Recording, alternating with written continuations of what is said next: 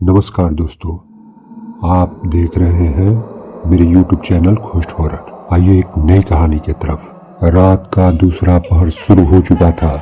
उस शहर के बाहर का एक इलाका था, सुना हाईवे और उस पर गुजरती बड़ी बड़ी गाड़ियां जो कभी कभी ही नजर आती। दूर कहीं शहर की झलक भी दिखती, रात की टिमटिमाती रोशनियां लिए हुए, मगर हाईवे तो लगभग सुना ही था। तभी सड़क पर एक आवाज हुई। काले रंग की एक कार तस्वीर में आ गई। कार की हेडलाइट्स बंद थी, जो कार चलाने वाले की नीयत की चुगली करता था। भला हेडलाइट्स बंद करने की क्या तुक है? और कार भी पूरे काले रंग की थी, जो अंधेरे में देखने पर भी दिखाई नहीं देती थी। इसका मतलब था यहाँ एक कार के साथ कुछ तो संदिग्ध था। कार सड़क के किनारे रुक गई और उसमें से उतरे दो साए, एक ड्राइवर और दूसरा उसका सहयोगी जो उसके बगल वाली सीट पे बैठा था। और हाँ, इन दोनों के ही कपड़े का रंग भी काला था। वो भी उस माहौल में एकदम से नजर नहीं आ रहे थे। उनके होने का तभी आभास होता जब वो हरकत में आते। कार से उतरकर दोनों डिक्की के पास पहुंचे। एक ने टर्च जलाने की कोशिश की तो दूसरे ने उसे रोक दिया। टर्च की रोशनी से उसका बना बनाया काम बिगड़ सकता था। अभी तक वो सफलता से पीछे छिपे हुए थे। डिक्की खोलकर उसमें से उन्होंने एक बहुत बड़ा और काला जंबो बैग बरामद किया। हाँ, ये भी काला था, जो माहौल में छिप रहा था। दोनों ने उस बैग को एक एक सिरा थामा और एक दिशा में आगे बढ़ गए। सड़क के चारों तरफ कटीली झाड़ियां से भरे मैदान थे। वो उनके बीच आगे बढ़े जा रहे थे। आगे एक गड्ढा था जो बहुत बड़ा था। वो किसी कच्चे कुएं सा लगता था। दोनों उधर गए और उनके हाथ में जो भारी सा बैग था उसे उस कुएं में फेंक दिया। उस विशाल से गड्ढे में वैसे भी बहुत सारा कबाड़ भरा हुआ था। उन्होंने जो फेंका, निस्संदेह वो एक लाश थी। उससे पीछा छुड़ाकर उसने आधे से ज्यादा काम सफलतापूर्वक हो गया था। वो दोनों पसीना पोंछते हुए मुड़े और एकदम से ठिठक गए। उसकी सामने जो नजारा था उसकी उन्हें उम्मीद नहीं थी।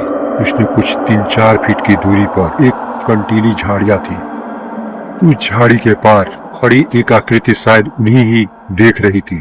वो दोनों साए जिन्होंने अभी तक लाश को ठिकाने लगाया था, अंदर आ गए। जाहिर है ये लाश के ठिकाने लगाने का काम वो दोनों चोरी छिपे कर रहे थे, मगर अब तो सामने एक गवाह था। दोनों ने एक दूसरे को देखा, फिर आगे आए। सामने देखा तो एक बार उसकी अपनी आंखों पे यकीन नहीं हो रहा था। वो नीली फ्रॉक पहनी हुई एक लड़की थी जिसकी उम्र 9-10 साल की रही होगी। वो सुनी आंखों से उन्हें घूरे जा रही थी।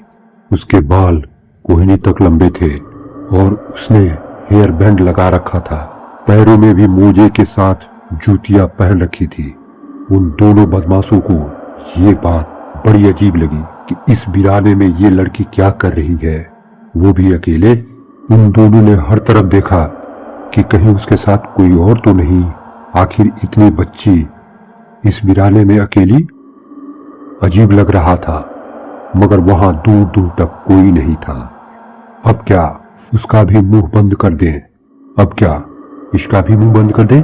सब देख लिया इसने तो, इसमें से एक बोला।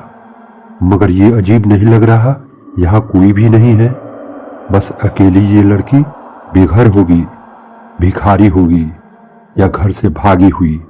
इसका साथी बोला, मगर वो तो तीनों नहीं लग रही थी। किसी मूर्ति की तरह वह उन्हें घूर रही थी। उसमें से एक थोड़ा हड़बड़ा गया।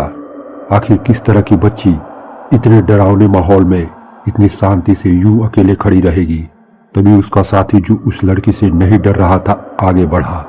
उसने उसका हाथ कलाई के पास से पकड़ा से अपने साथ कार में बैठाने के लिए, मगर उसका हाथ हवा में ही लगा। उसने चौंक कर देखा तो वो लड़की अब नहीं थी। अब वो थोड़ा आगे वाली झाड़ी के पास खड़ी थी, उन्हें वैसे ही घूर रही थी। अबे भाग! पीछे खड़ा उसका साथी अलग फाड़ कर चीखा और कार की तरफ भागा। दूसरा भी उसके पीछे भागा। वो दोनों समझ गए कि वो बच्ची सामान्य नहीं थी। वो दोनों कार में पहुंचे और एक ने कार स्टार्ट की। वो इतने डर गए थे कि अब किसी की परवाह नहीं रह गई थी। तभी उसके कार के पीछे एक वाहन की हेडलाइट पड़ी और दोनों की डर से हालत पतली हो गई। वो बच्ची अब उसकी कार के पीछे वाली सीट पर थी। दोनों ने भागने को अपनी अपनी तरफ से गेट खोला, मगर अब दोनों को ही अपने अपने दरवाजे के बाहर खड़ी दिखाई दे रही थी। अबे कार भगा चल जल्दी, ड्राइवर के सीट वाली बगल वाली सीट पर बैठा शख्स बोला। कार स्टार्ट हुई और आगे की ओर बढ़ गई।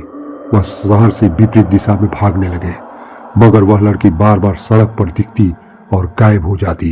एक बार फिर वह अपने रास्ते में प्रकट हुई, मगर इस बार गायब नहीं हुई।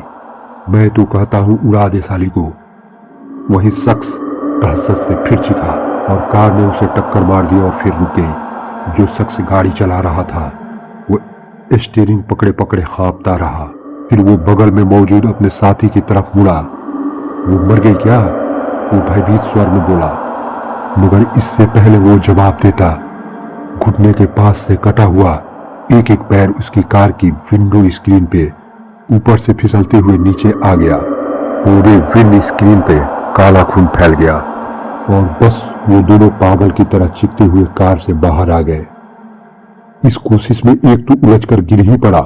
जब वो कार से अलग हुए तो देखे कि वो बच्ची उसकी कार के ऊपर ही मकड़ी की तरह चिपकी हुई थी और सर पीछा करके उसके ही ऊपर घूरे जा रही थी। उसके दोनों पैर जा चुके थे, मगर चेहरे पे दर्द का कोई भाव नहीं था। वो बड़ी आराम से किसी जानवर की तरह रेंगती हुई कार के नीचे उतरी। वो अब जमीन पर पड़ी हुई थी और खड़ी होने की कोशिश कर रही थी, मगर वो बार बार गिर जा रही थी। पैर नहीं थे। वो अनंत हाथों पर आ गई। एक पल उसने मुड़ी घुमा के उन सबको देखा। वो दोनों ही सड़क पर चिल्लाते हुए भाग रहे थे और वो भयानक लड़की उसके पीछे थी। और भागती हुई अचानक लड़की गायब हो जाती है। दोनों बदमाश ने एक दूसरे को देखा। वो अब भी उस सुने हाईवे पे खड़े थे और हाँफ रहे थे, मगर अब उनके पीछे कोई नहीं था। आसपास भी कोई नहीं था। वो लड़की जैसे हवा में घुलकर गायब हो चुकी थी। किधर गई? उसमें से एक कांपता हुआ बोला। ऐसा लग रहा था उसके फेफड़ा जवाब दे रहे हो। वो इतनी तेज कभी नहीं भागा था। पता नहीं यार, पर वो थी क्या? उसका साथी भी उसकी सांसों को काबू करते हुए बोला। जाने क्या बला थी और किधर गायब हो गई। बोलकर एक ने उस दिशा में बस एक ही कदम बढ़ाया और ठिठक गया। उसे एकदम से महसूस हुआ जैसे वो लड़की किसी परछाई की तरह उससे कुछ ही दूरी पे खड़ी हो। बिना किसी चेतावनी के उसका हाथ घुमा, जैसे उसने कुछ फेंक के मारा हो। पूरी तेजी के साथ आकर उस घूर रहे बदमाशों के चेहरे से कुछ भारी सा टकराया। उसे अपना जबड़ा टूटता हुआ महसूस हुआ। वह कराहता हुआ सड़क पे गिर गया। उसने दहशत के साथ फिर देखा। वो उसी लड़की का दूसरा पैर था।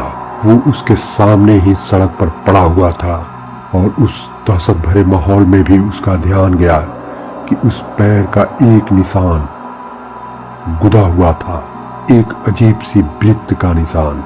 ये सब देख के और डर जाते हैं और रोने लगते हैं, चिल्लाने लगते हैं। भूतनी झपट्टा मारती है और एक ही झपट्टा में एक को मार देती है, फिर अपने उसी हाथ से दूसरे को भी मार देती है और उसके खून को पी जाती है और फिर उसके मांस को भी खा जाती है। और वो जो कंकाल बच जाता है फिर उसी कुआं में फेंक देती है जिस कुआं में ये दोनों लाश ले जाके फेंके हुए थे। और वहां पे इस कुएं पे लिखती है मौत का घेरा। हॉरर कहानियां चैनल पे आती रहती हैं। चैनल को सब्सक्राइब करके बेल आइकन दबा लें। काफी मेहनत लगती है। धन्यवाद।